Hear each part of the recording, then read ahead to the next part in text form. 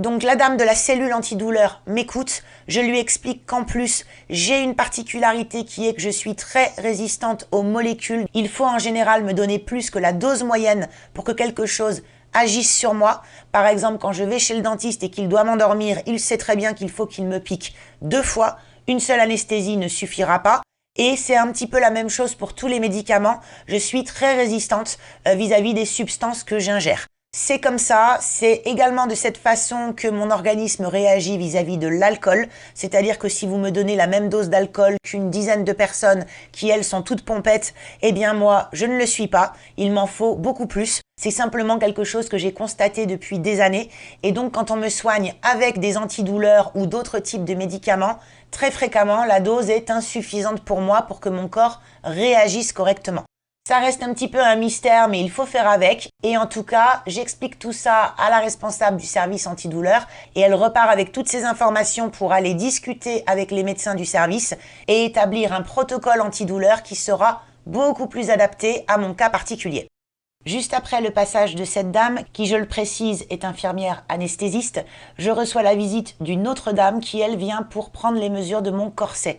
Dans le cas d'une spondylodicite infectieuse, pour aider d'une part la colonne à ne pas trop se déformer et d'autre part à supporter les douleurs en évitant aux muscles dorsaux de travailler, on va vous demander de porter un corset, généralement pendant plusieurs semaines, de façon à rester en position stable le plus souvent possible. Ce corset, pour qu'il soit bien adapté, est fait sur mesure, et donc la dame qui me rend visite cet après-midi-là vient pour prendre mes mesures, alors pas du tout avec un mètre ruban, mais avec une espèce de petit bitonio à laser. Elle me tourne autour en me demandant de mettre les bras en l'air, les bras sur les côtés, les bras le long du corps, etc., de manière à pouvoir modéliser un corset en 3D. Donc ça dure environ un quart d'heure. Elle est très gentille, elle comprend que j'ai quelques difficultés à me mouvoir, elle est très patiente, elle prend toutes les mesures dont elle a besoin et elle s'en va. Dans la foulée, j'apprends que ma biopsie est finalement fixée pour le samedi, donc 8 jours après mon entrée aux urgences, le samedi matin, qu'on a réussi à me trouver un créneau, ce qui le week-end n'est pas forcément évident. Et que d'ici là, il va falloir que je continue de prendre mon mal en patience. La dame de la cellule antidouleur revient me voir, elle a discuté avec le médecin vient me voir également. On m'explique un peu plus dans le détail la nature des douleurs neuropathiques par rapport aux premières douleurs dont je parlais juste avant. Douleurs neuropathiques, c'est simplement que le système nerveux est tellement dans tous les sens, il ne sait plus à quel sein se vouer, qu'il fait n'importe quoi. Donc il envoie des signaux de douleur dans tous les sens. Et à côté de ça, j'ai un syndrome radiculaire. Là, c'est pareil, je vous mets des liens en description pour vous mener vers des pages qui décrivent dans le détail toutes ces douleurs, comment elles s'expriment et à quoi elles sont dues. Mais si je devais résumer ça aujourd'hui avec un langage très vulgarisé, eh bien on peut dire qu'à ce moment de la maladie, mon système nerveux fonctionnait n'importe comment, donc j'avais des signaux de douleur qui partaient dans tous les sens parce que les racines et les terminaisons de mes nerfs étaient totalement abîmées. L'infection avait déjà fait beaucoup de dégâts et en fait, il se passait n'importe quoi dans mon dos, d'où le fait que certaines douleurs étaient logiques. Un mouvement entraînait une certaine douleur, alors que d'autres douleurs se déclenchaient n'importe comment, dans n'importe quelle circonstance, sans qu'il n'y ait aucune raison observable. Ça, c'était vraiment les douleurs neuropathiques. Donc entre les deux types de douleurs et le syndrome radiculaire, en fait tout mon dos était un champ de mine complètement troué et le protocole que la cellule antidouleur voulait mettre en place pour aider à atténuer un peu les douleurs neuropathiques qui sont généralement très compliquées à traiter, c'était d'intégrer dans mon protocole de soins un nouveau médicament, le Laroxyl, qui normalement est un médicament qu'on donne dans les états de dépression nerveuse, quelque chose qui n'a absolument rien à voir avec une spondylodicite, mais qui a la particularité d'essayer de calmer un petit peu le système nerveux central. J'ai donc découvert le Laroxyl ce mercredi-là. Il va me suivre jusqu'au mois de juin, quand mes dernières douleurs neuropathiques vont s'en aller. C'est un médicament qu'on a commencé à me donner au tout début à raison d'1 à 2 gouttes à chaque prise, au fond d'un verre d'eau, qui lui aussi avait un goût absolument dégoûtant. Donc, quand la rotation des médicaments faisait que je tombais sur un combo Acupan, Laroxyl, eh bien, ce n'était pas le meilleur moment de la journée. Mais bon, le Laroxyl, effectivement, pouvait aider les douleurs neuropathiques. Le problème, c'était le dosage. C'est-à-dire que les 2 premiers jours, le nombre de gouttes qu'on me donnait était vraiment insuffisant. Il a fallu que j'en rediscute, que je fasse revenir la responsable de la cellule antidouleur, que je lui redise à quel point j'étais résistante aux molécules et que là, pour commencer, ça ne suffisait pas. Elle m'a parfaitement entendue et elle a passé des consignes aux infirmières en ce sens. Le problème étant qu'entre elle et le médecin, il n'y avait pas forcément convergence de point de vue, ce qui fait qu'il a fallu qu'elle bataille un peu pour se faire entendre et que pendant ce temps-là, les infirmières suivaient ce que le médecin disait. Pour vous donner un ordre d'idée, quand j'ai commencé, c'était maximum 2 gouttes par prise et le médicament était considéré comme tellement dangereux potentiellement que lorsque l'infirmière venait pour me le donner, quand elle comptait les gouttes, si elle se trompait dans le décompte, elle jetait tout le verre dans les toilettes pour refaire un dosage de 0, de peur de me donner une goutte en plus. Or, quand j'ai commencé, c'était 2 gouttes à chaque prise au démarrage. À la toute fin, quand on a monté progressivement les doses et qu'on s'est rendu compte que je résistais tout à fait bien, j'étais à plus de 45 gouttes par jour. Pour vous donner une idée de la marge qu'on avait au démarrage. Et pourquoi, évidemment, 2 gouttes par prise, ça ne me suffisait absolument pas, puisque ça faisait 8 gouttes par jour en tout, c'est-à-dire 6 fois moins que ce que j'ai obtenu à la fin, qui me permettait de tenir un petit peu mieux. Donc le Laroxyl, en ce qui me concerne pour les douleurs neuropathiques, ça a effectivement pu m'aider un peu, progressivement, mais il a vraiment fallu partir vers un dosage élevé, ce qui laissait les infirmières totalement rêveuses, puisqu'elles me disaient toutes, on a des patients, on leur met 2 gouttes, ils dorment pendant 15 heures. Et moi, je ne dormais pas. Et il me fallait 45 gouttes pour être à peu près dans un état tenable. Mais au moins, on venait de trouver quelque chose qui me soulageait un petit peu. Même si j'attendais mon Laroxyl toutes les 4 à 6 heures comme le junkie moyen, j'avais au moins quelque chose qui m'apportait un petit peu de soulagement. Pendant que nous étions en train d'essayer de caler un protocole pour le Laroxyl et tout ce qu'il y avait autour, puisque j'avais toujours à côté de ça la morphine, les laxatifs, l'Acupan, les Doliprane et tout ce qui s'ensuit, pendant tout ce temps-là, j'ai le corset qui est arrivé, que je vais vous montrer. Un corset fait pour moi, que je me suis mise à porter environ 8 heures par jour. Dès le premier jour, il fallait que je l'aie le plus possible, mais au bout d'un certain temps, je n'arrivais plus à respirer, puisque l'intérêt de ce corset, c'est qu'il faut qu'il soit extrêmement serré pour vraiment vous maintenir dans une position comme ça, où vous ne pouvez quasiment plus bouger. L'objectif, c'est d'immobiliser toute la colonne et d'empêcher son affaissement, ce qui limite aussi les spasmes musculaires. Mais par contre, avoir les déclenchements de douleurs neuropathiques pendant que j'avais le corset sur moi, c'était quelque chose puisque mon corps ne pouvait plus les exprimer. C'est-à-dire que je vibrais dans le corset en étant complètement enfermée dedans. Et j'avoue que ça aussi, c'est une expérience que je ne souhaite à personne, vraiment très très particulière et extrêmement douloureuse. Ce corset, le voici. Je ne sais pas si vous le verrez bien. Bon, j'ai les sangles qui sont un petit peu défaites, mais ce n'est pas très grave. Si je tape dessus, vous voyez que c'est extrêmement dur. C'est pas du tout souple. Le but, c'est d'être complètement serré dedans, avec un système qui est comme ça à l'intérieur, qui vient se plaquer sur le ventre. Ensuite, on serre les sangles le plus possible, jusqu'au niveau juste supérieur à la poitrine. Dedans, je ressemblais vraiment à Xena la guerrière d'ailleurs. Je pense que ce genre d'équipement peut arrêter des balles si nécessaire. De mémoire, si je ne dis pas de bêtises, c'est une espèce de fibre de carbone, quelque chose de vraiment résistant. Ce corset, comme je le disais, je l'ai mis pendant 8 heures par jour en moyenne pendant des semaines et des semaines. Il m'arrive encore aujourd'hui, même si depuis j'ai encore perdu un peu de poids, ce qui fait qu'il est devenu un peu grand pour moi, mais ce n'est pas grave, de temps en temps il me soulage. Il m'arrive encore de le porter quand j'ai du mal, les mauvaises journées, puisque je vous expliquerai à la fin de cette vidéo ce qu'a donné ma vie après les traitements. On n'en est pas encore là, mais donc ce corset, je l'ai conservé, il est à moi, de toute façon personne d'autre ne pourrait le mettre. Et puis le jour, je croise les doigts, où je n'en aurai plus du tout besoin, eh bien ce sera un objet souvenir pour la postérité.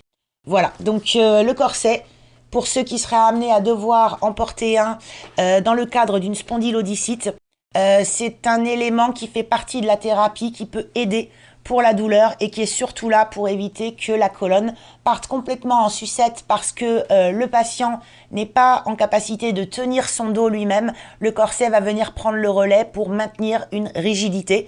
Le but étant, dès que possible, de faire alterner des périodes avec et sans pour que les muscles dorsaux ne deviennent pas non plus trop paresseux, parce que ça c'est le risque, à vouloir se reposer sur le corset en se disant comme ça, j'ai du répit, je tiens tout droit, je fais le bonhomme culbuto sur ma chaise en n'ayant plus besoin de tenir mon dos.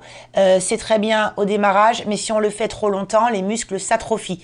Donc il faut trouver le juste équilibre, le porter tant que les médecins pensent que c'est indispensable et ensuite faire avec et sans en alternance.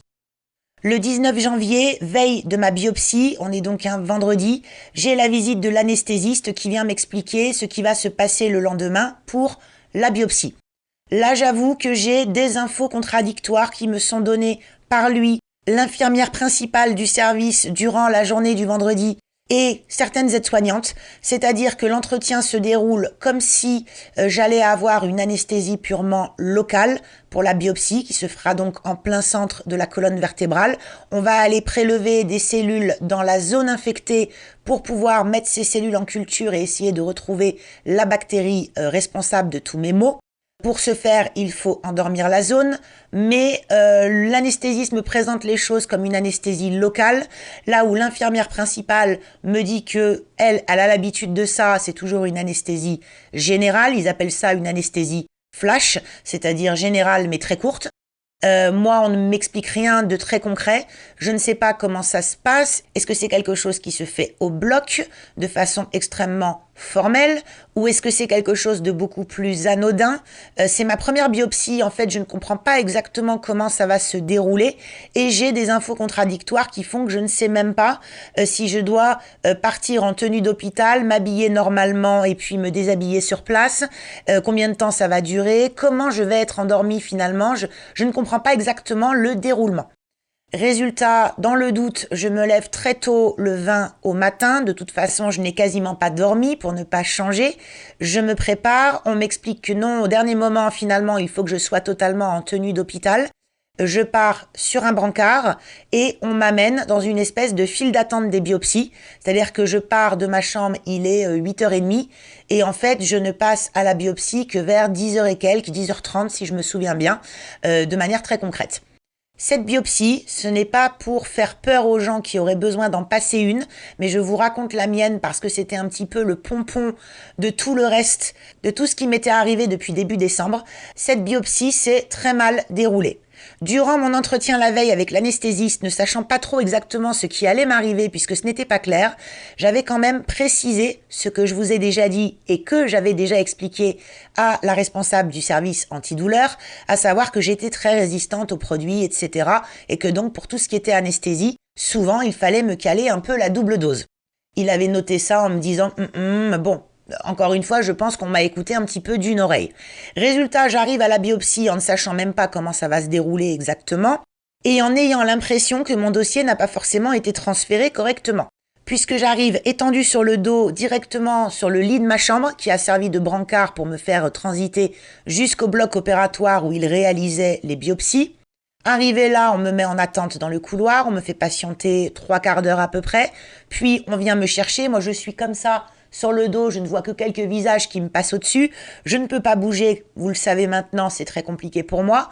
Et on me rentre dans la pièce et la première chose qu'on me dit, c'est « Madame Jacob, vous allez vous déplacer, passer de votre lit à la table qui est là en vous mettant sur le ventre. » Là, moi, je bug totalement puisque j'ai expliqué plus d'une fois à je ne sais combien de gens que passer du dos au ventre, pour moi, c'est quasiment impossible sans aide.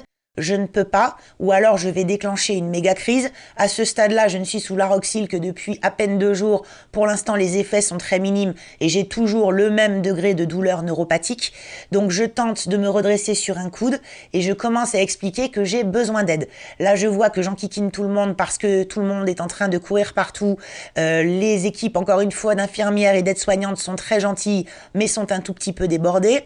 Il y a du côté de la tête de la table un anesthésiste qui est assis là, je ne sais même pas si c'est celui que j'ai vu la veille, il est entièrement masqué, je ne le reconnais pas.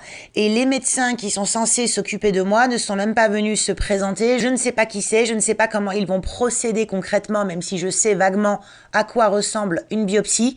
Je suis un petit peu toute seule dans mon marasme en train d'essayer de me retourner d'un lit à un autre avec l'aide d'une petite infirmière. Je dis petite par rapport à moi parce qu'il faut bien comprendre comprendre que je fais 1m73, je ne suis pas un petit gabarit. À ce moment-là, à cause de mon ventre de 6 mois de grossesse sans grossesse, je suis compliquée à manipuler. Toute seule, je ne m'en sors pas, mais m'aider, ce n'est pas évident si on n'est pas quelqu'un d'un petit peu baraqué. Et cette pauvre petite infirmière essaye de m'aider à me retourner. Et moi, j'essaye de l'aider à m'aider parce que je suis très embêtée pour elle. Pendant que les médecins derrière nous font je ne sais trop quoi, n'ont pas l'air très préoccupés par ce qui est en train de se produire. Bref, on arrive à me mettre sur le ventre, on prépare tout dans mon dos. Cette même petite infirmière, et je le dis sans aucune méchanceté, mais elle était vraiment très petite en taille, vient gentiment me demander si je veux écouter de la musique ou quoi que ce soit. Je lui réponds que honnêtement, dans l'état où je suis, n'importe quoi fera l'affaire, je m'en fiche, je veux juste en finir, qu'on fasse la biopsie et puis que je puisse sortir de là. Elle vient, elle me met un masque sur le visage et je comprends confusément dans les explications que c'est au cas où il y aurait besoin d'anesthésie générale, ce qui sous-entend qu'elle ne va pas avoir lieu par défaut. L'anesthésiste qui est là devant moi, côté tête, est là pour envoyer l'anesthésie flash si elle est requise. Et que c'est ce que m'annonce l'un des médecins qui entre-temps est arrivé et au-dessus de mon dos. Donc je ne le vois pas, mais je l'entends bien sûr. Et il m'explique qu'ils vont me faire des piqûres d'anesthésie locale, lidocaïne, tout autour de la zone pour m'endormir avant d'envoyer l'aiguille de la biopsie qui va devoir descendre jusqu'à la zone infectée, c'est-à-dire en plein milieu. Donc moi je suis là avec ma culotte et ma blouse d'hôpital, un masque sur le visage, le petit bitonio qui sert à prendre le pouls sur un doigt, j'ai oublié le nom mais vous voyez ce que je veux dire, une perf dans le bras, la musique qui tourne dans le fond qui est censée adoucir un petit peu l'ambiance et me permettre d'être plus détendue mais qui me tape un poil sur les nerfs, les médecins qui ne sont même pas venus me dire bonjour ou quoi que ce soit, qui sont là en bon technicien, mais c'est tout. L'anesthésiste assis devant moi, qui ne bouge pas, qui est comme ça, qui manifestement attend un problème, puisque son rôle c'est de contrôler le problème en cas de besoin. Et évidemment, eh bien les choses ne se passent pas comme elles devraient se passer, parce qu'après tout, rien ne se déroule correctement depuis plus d'un mois à ce stade-là. Il n'y a pas de raison que ça s'arrête. Et donc ce qui se passe, c'est que eux me font les piqûres de lidocaïne, me font l'anesthésie locale qui était prévue, attendent une petite minute et commencent la biopsie, alors qu'en fait, je ne suis pas du tout endormie. C'est-à-dire que je sens la pression de l'aiguille sur la colonne, je manifeste tout de suite le fait que je viens de ressentir quelque chose avec un petit aïe ou un équivalent dans le masque. L'un des médecins me répond, l'air très surpris, « Ah, mais vous sentez ?» Donc moi, je ne peux pas bien m'exprimer parce que j'ai les deux bras bloqués, j'ai le gros masque sur le visage, donc je baragouine un truc à l'intérieur, mais pour dire non, je sens tout. En fait, l'anesthésie n'a pas du tout pris. Et lui me répond quelque chose qui ressemblait plus ou moins à « Ne vous inquiétez pas, madame, c'est dans votre tête ». Et il envoie l'aiguille. Et donc, je sens toute l'aiguille de la biopsie qui rentre dans ma colonne. Là, je pousse un cri terrible. Et en plus, vu que c'est la zone qui est infectée, ça me déclenche toutes les douleurs en même temps. Donc, les douleurs permanente de la zone et également une crise neuropathique, ce qui fait que je me mets à vibrer sur la table sans pouvoir m'arrêter. C'est une réaction que je ne contrôle absolument pas. Même avec toute la bonne volonté du monde, je ne peux pas arrêter ce type de réaction. C'est exactement ce qui m'était arrivé début janvier chez le kiné. Je ne sais pas si vous vous souvenez, avec toutes ces péripéties, quand elle avait appuyé sur la zone à côté et qu'il m'avait fallu un quart d'heure pour calmer mon corps et l'empêcher de bouger, eh bien là c'est un petit peu pareil, c'est-à-dire que sur la table de la biopsie, je me mets à tressauter plus ou moins verticalement, en criant dans tous les sens parce que je veux qu'ils arrêtent et que je me rends compte qu'ils ne comprennent pas que je suis sérieuse, que l'anesthésie locale n'a pas fonctionné. Et là, ça devient très confus dans ma tête parce que je suppose que c'est le moment où l'anesthésiste devant moi se rend compte qu'il y a un problème et il envoie l'anesthésie générale, la fameuse anesthésie flash qui ne va durer que quelques minutes, juste le temps que les deux médecins derrière moi terminent leur prélèvement et retirent l'aiguille. Il s'écoule un petit instant pendant lequel je n'ai plus de souvenirs.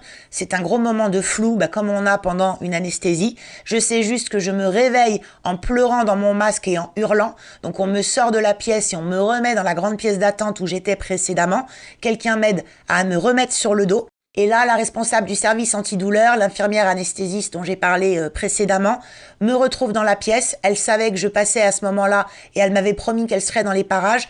Elle vient me voir, elle constate que je suis en pleine crise de nerfs dans mon lit parce que les douleurs sont insupportables et elle prend directement une bonbonne de je ne sais quoi. Ça ressemble un peu à un extincteur mais en tout petit format. Ça porte un nom mais j'ai oublié ce nom et elle m'envoie 2-3 bouffées de quelque chose qui est censé me faire planer. Effectivement, ça fonctionne. Je pars dans un délire total en comptant tous les petits néons au plafond. C'est un moment assez psychédélique où je suis en pleurs d'un côté et avec l'envie de rire de l'autre parce que je pense qu'il y a un composant un peu hilarant dans ce gaz pour essayer de calmer les gens. Et donc je suis prise dans un million d'émotions contradictoires en même temps. L'envie de pleurer, l'envie d'hurler, l'envie de rire, l'envie de la remercier et de lui serrer la main parce que c'est la seule qui se soucie un peu de moi. Je comprends que c'est un petit peu la panique dans le service. Il y a manifestement trop de biopsies le même jour. J'entends quelqu'un dans le fond qui dit « mais on n'avait pas le dossier de Madame Jacob ». Et dans ma tête, je me dis « mon Dieu, s'ils n'ont pas fait la biopsie au bon endroit parce qu'ils se sont trompés entre les dossiers, il va falloir tout refaire. J'ai pas le courage ». Bref, ça n'a pas été le cas. La biopsie avait été bien faite, mais ça ne m'a pas trop mise en confiance sur le moment parce que je me rends compte qu'il y a eu des couacs et qu'en fait, il y a eu déficit de transmission d'informations. Et c'est un petit peu la panique générale dans ma tête. Je ne comprends plus grand-chose de ce qui se passe. Tout ça, c'est le temps que le gaz que j'ai reçu se dissipe un peu. Il faut bien une demi-heure. Et quand on me remonte enfin dans ma chambre 1 heure plus tard, mon mari m'attend. Je suis très en retard à cause de tout ça. Il commençait à être un petit peu inquiet. Il voit sur ma tête que je suis décomposée. Je rentre dans ma chambre avec lui. Je suis toujours couchée dans le lit. Et je lui dis, je pensais hier avoir atteint l'Everest de la douleur. Mais il y avait encore possibilité de faire mieux, je viens de le vivre. C'est un truc qui est inexplicable en mots que d'avoir cette aiguille qui rentre dans votre dos, que vous sentez rentrer dans votre colonne vertébrale en n'étant pas endormi et dans une zone qui est surinfectée avec tous les nerfs qui sont totalement hystériques à ce moment-là, qui font déjà n'importe quoi en temps normal quand vous ne faites rien. Mais là, la rencontre de cette zone-là avec l'aiguille, c'est extrêmement mal passé et j'aurais préféré ne pas être là.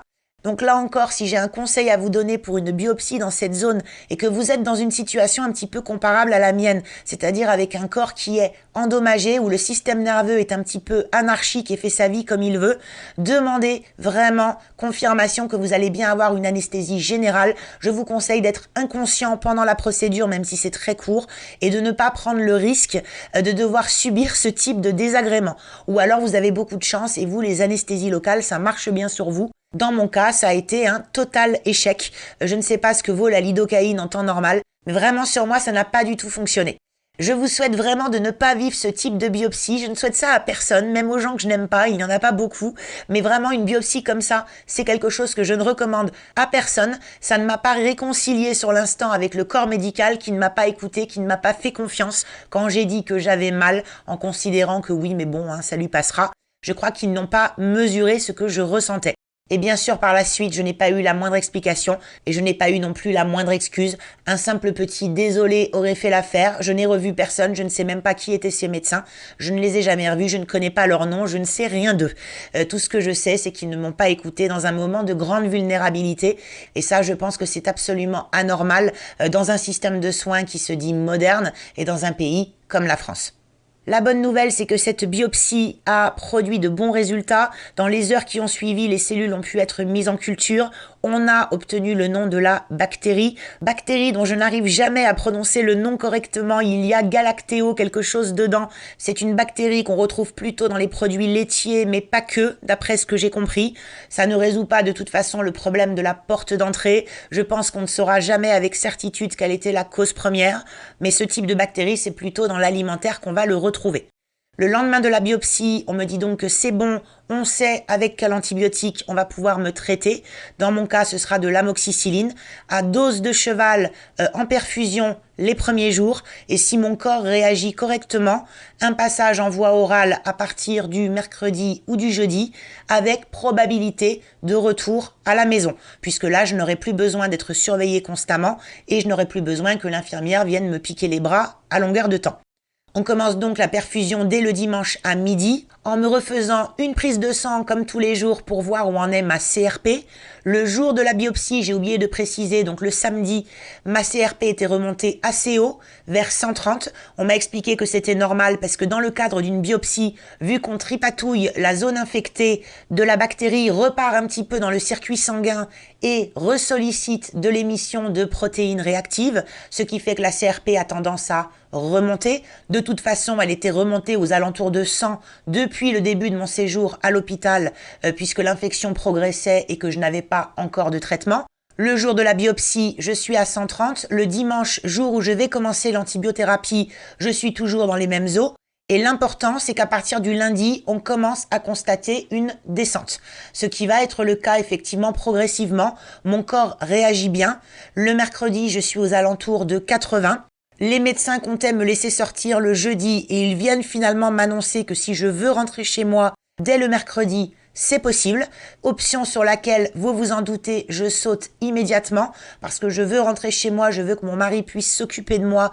Je veux pouvoir retrouver ma routine et gérer ma douleur dans le confort à minima de mon fauteuil de bureau, si possible dans mon propre lit. Donc je saute sur cette occasion et les médecins m'expliquent simplement qu'il faudra qu'au bout des 6 semaines d'antibiothérapie, puisque ça va être le minimum pour éradiquer la bactérie, il faudra que là je fasse une endoscopie parce qu'ils veulent vérifier ce qu'il en est de mon estomac.